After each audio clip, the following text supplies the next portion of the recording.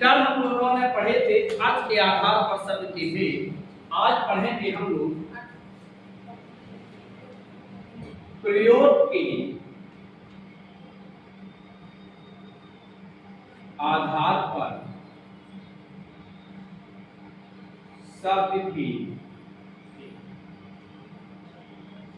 भाई शब्दों का प्रयोग कहाँ करना पड़ेगा?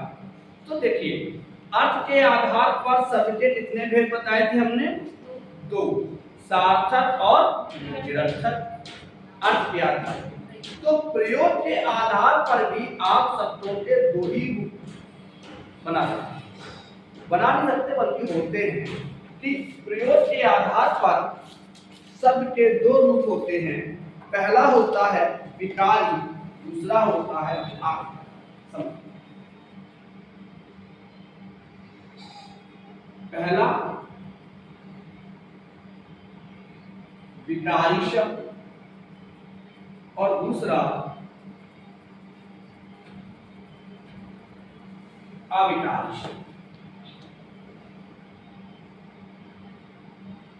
यदि पूछा जाए कि प्रयोग के आधार पर शब्द के कितने भेद हैं, तो प्रयोग के आधार पर शब्द के दो भेद। कितने भेद हैं? दो। पहला कौन सा है? विकारी, दूसरा होता है अविकारी।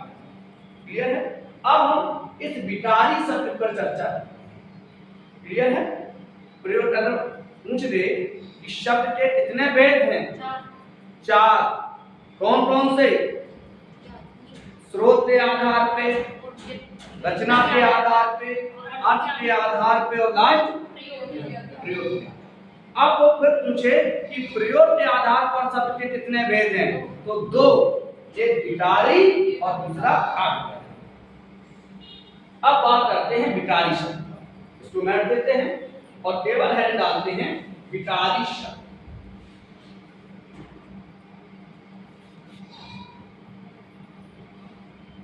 विकारी शब्द, विकारी जो शब्द है विनाश। विकारी का मतलब परिवर्तन। जिन शब्दों में हम परिवर्तन कर सकें वो सभी शब्द विकारी होते। अब परिवर्तन ऐसे थोड़े नहीं है कि शब्द ऐसो बैठो या भाई ऐसो उठाओ, है? तो इसकी परिभाषा होगी जिन शब्दों में लिंग, वचन तथा कारक से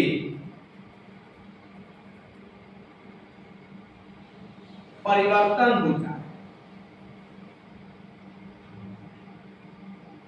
जिन शब्दों में लिंग, वचन तथा कारक से परिवर्तन हो जाए वो सभी शब्द क्या कहलाते हैं?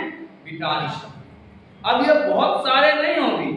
प्रश्न ये भी आ सकता है कि विकारी शब्दों की संख्या कितनी होती है? तो ये चार। विकारी शब्द कितने होते हैं? चार होते हैं। पहला होता है आपका संज्ञा। तो परिभाषा समझ में आई कि जिन शब्दों में लिंग, वचन, कारक से परिवर्तन हो उन्हें हम एक वचन से बहुवचन, बहुवचन से एक वचन में, स्त्रीलिंग से पुल्लिंग में, पुल्लिंग से स्त्रीलिंग में, सही है, से परिवर्तन हो जाए तो उसे हम विकारी शब्द कहते हैं। जैसे हमने कहा मीठा, आप इसको बना सकते हैं मिठाई। हमने शब्द कहा लेख, आप कह सकते हैं लेखकों, लेखक। तो परिवर्तन होगा। तो जिन शब्दों में परिवर्तन की गुंजाइश है, जिन शब्दों को आप बदल सकते हैं उन्हें हम विकारी शब्द कहते हैं और इनकी संख्या कितनी है? चार। एक प्रश्न और आता है कि व्याकरण की कोटियां कितनी? चार विकारी और चार अविकारी। वो बाद में प्रश्न आएगा। तो विकारी शब्दों में कौन कौन से वो 4 शब्द होते हैं उन पे चर्चा। पहला आता है आपका संज्ञा।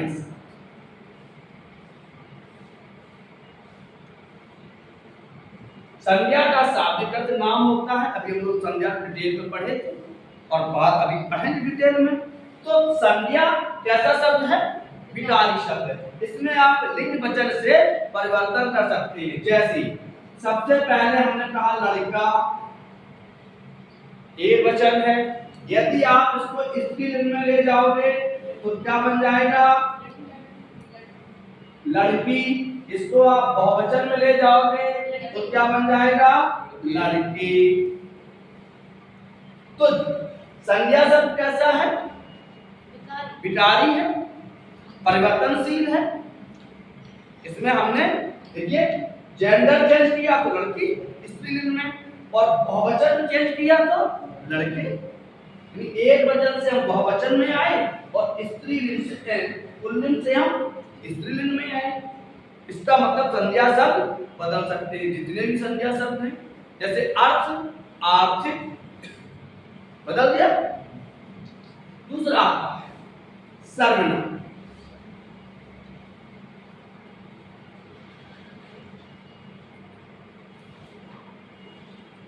सर्वनाम ये शब्द भी कैसा है? विकारी है। जैसे शब्द है वह, हमने इसको बदल दिया, वह का रूप हो जाएगा उसके,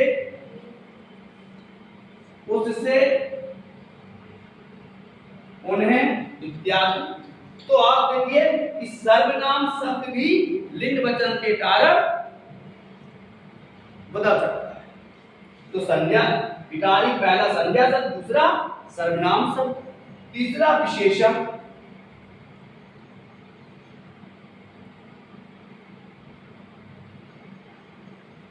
विशेषण शब्द ये भी बदल सकता है इसके द्वारा, लिंग वचन के द्वारा।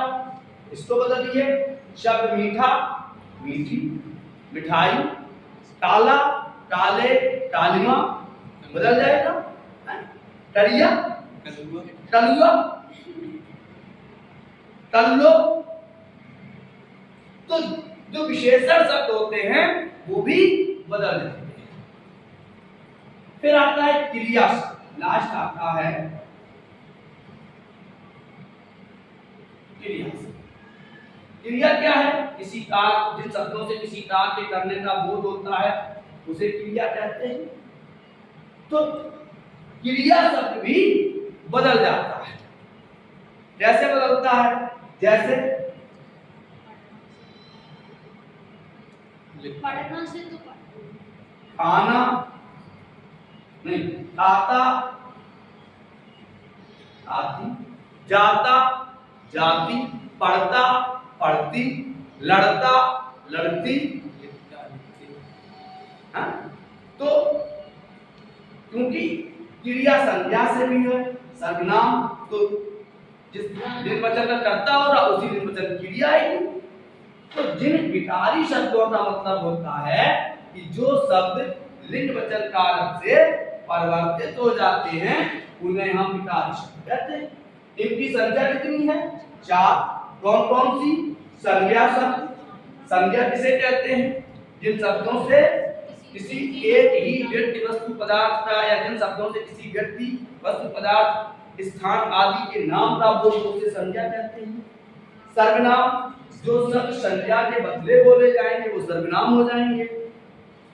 विशेषण संज्ञा की विशेषता बताने वाले, राम काला है, राम अच्छा है। और क्रिया जिससे किसी, जिन शब्दों से किसी कार्य के करने का बोध होता है उसे हम क्रिया कहते हैं। मोहन पढ़ता है, राधा पढ़ती है।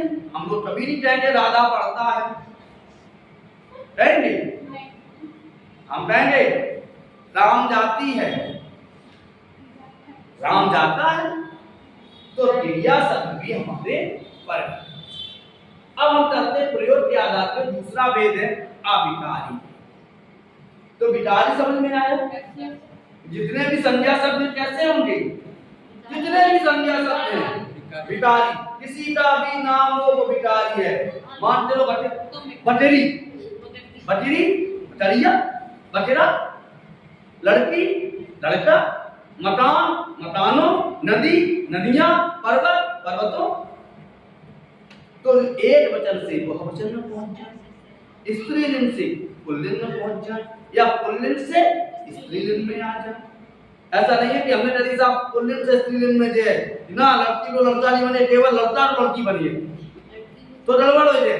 लड़की, लड़का, लड़का, लड़की, बेटा, बिटिया, बिटिया, बेटा। तो जिन शब्दों से और इनकी संख्या कितनी होती है? 4। संज्ञा शब्द कैसा है? भिखारी। सर्वनाम कैसा है? भिखारी। विशेषण कैसा है? भिखारी। क्रिया कैसा है? भिखारी। अब करते हैं लोग अभिखारी शब्द। अरे भिखारी ना कीजो, भिखारी को भिखारी। आपने कहा सब कि नाम भी एक भिखारी है, तो हाँ। मेरा स्वाति एक भिखारी है। स्वाति एक भिखारी है।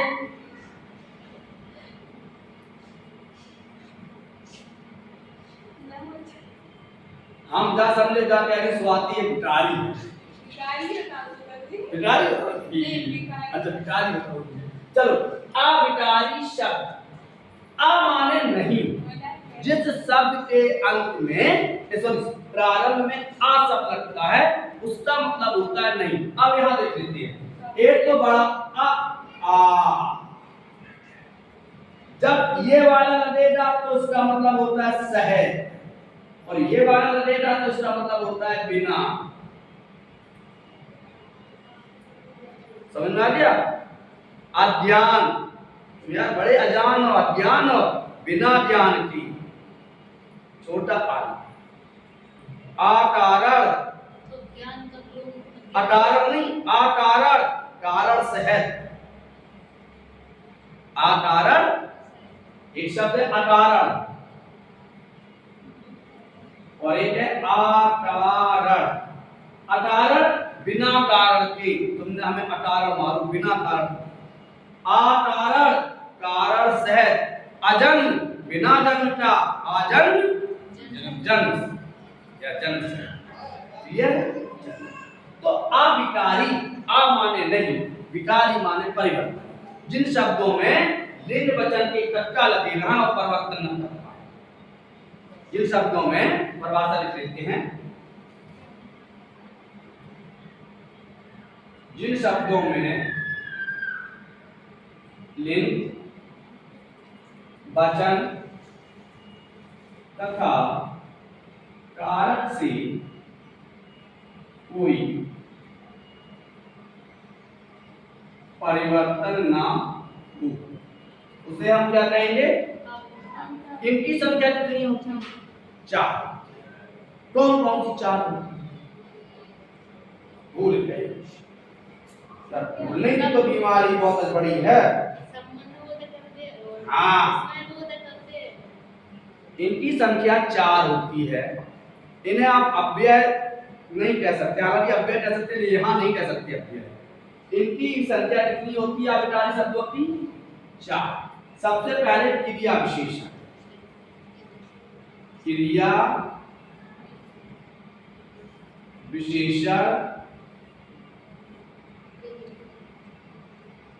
अभिकारी शब्द। क्रिया विशेषण जो शब्द किसी क्रिया की विशेषता को बताते हैं उन्हें क्रिया विशेषण कहा जाता है। जो शब्द किसी क्रिया की विशेषता को बताते हैं उन्हें क्या कहा जाता है?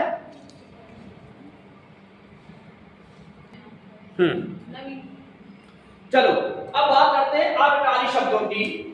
एक बार फिर देख लेते हैं अभिकारी शब्द क्या होते हैं? जिन शब्दों में लिंग वचन काल के अनुसार, लिंग वचन कारक के अनुसार परिवर्तन ना हो, परिवर्तन ना हो उसे क्या कहेंगे? अभिकारी शब्द। इनमें पहला आता है क्रिया विशेषण। पहला कौन सा है? क्रिया विशेषण।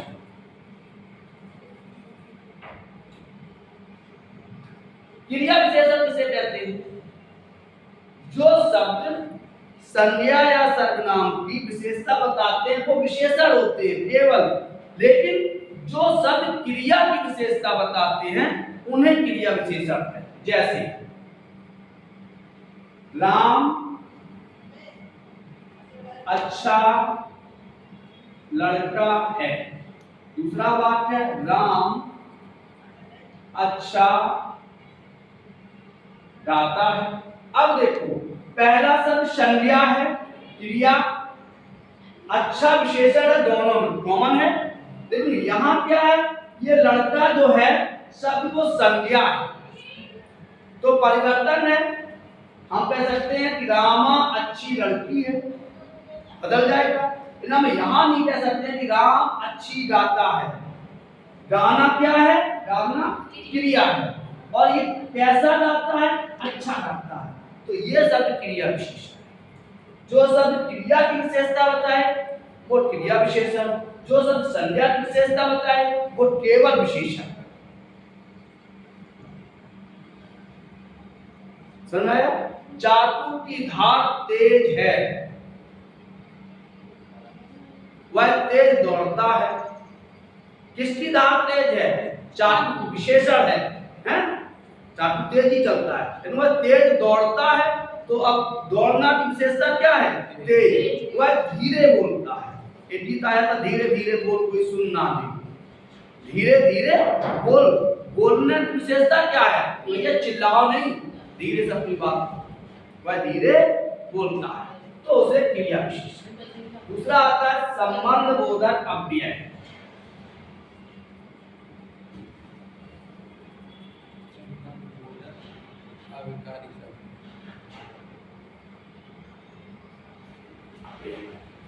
ये भी कैसा है? अविकारी। जैसा, जैसी करनी वैसी। जब तक वह आया तब तक हम चले गए। तो जब तक जो जैसा करोगे वैसा करोगे। तो ये क्या है? संबंध। फिर तीसरा कौन सा आता है? विस्मय बोध अव्यय विकारी शब्द। विस्मय बोधक अविकारी शब्द, संबंध बोधक अविकारी शब्द और विस्मय बोधक अविकारी। विस्मय अरे, हे, हाय, ओ, यानी जो मनोविकारों को सूचित करें। मनोविकार समझते हैं? मन के भाव। अब एक आप चिट्ठी पे पार पड़ जाए राम राम राम, मन का भाव है। कोई ने यार फलाना ऐसा हो गया रे, ये आश्चर्य हो गया, हाय राम। और अरे दैया, कहा तो वो क्या है? वो विस्मय बोधक अव्यय हैं जो हमारे मनोविकारों को सूचित करते हैं। इन पर निर्वचन काल का कोई प्रभाव नहीं पड़ता। चौथा कौन सा है? क्रिया विशेषण, संबंध बोधक, समुच्चय बोधक।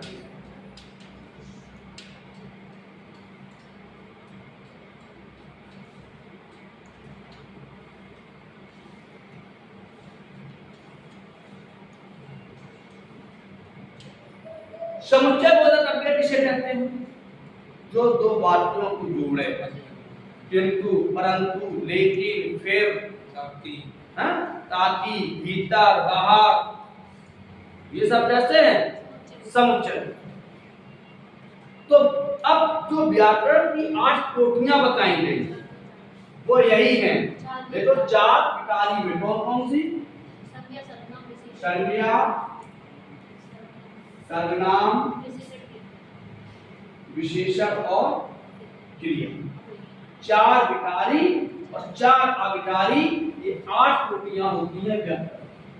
कोई पूछ दे या प्रश्न आ जाए कि व्याकरण की कितनी कोटियां हैं, तो 8, 4 विकारी और 4 अविकारी, पूरा व्याकरण इन्हीं पे समाया।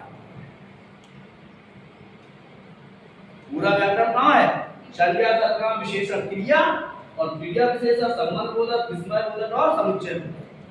अब विकारी और अविकारी ये प्रयोग के आधार पर सबके भेद हुए। प्रयोग के आधार पर सबके कितने भेद हैं? दो भेद हैं। कौन से? एक विकारी, दूसरा अविकारी। विकारी के अंतर्गत संज्ञा, सर्वनाम, विशेषण और क्रिया, यानी कि ये परिवर्तनशील है। परिवर्तन होने, ये अपरिवर्तनशील है।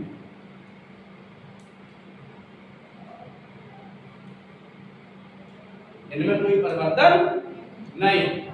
तो व्याकरण की जो 8 कोटियां हैं, क्रिया विशेषण, संबंध बोधक अव्यय, विस्मय बोधक अव्यय और समुच्चय बोधक अव्यय, ये अविकारी के अंतर्गत है।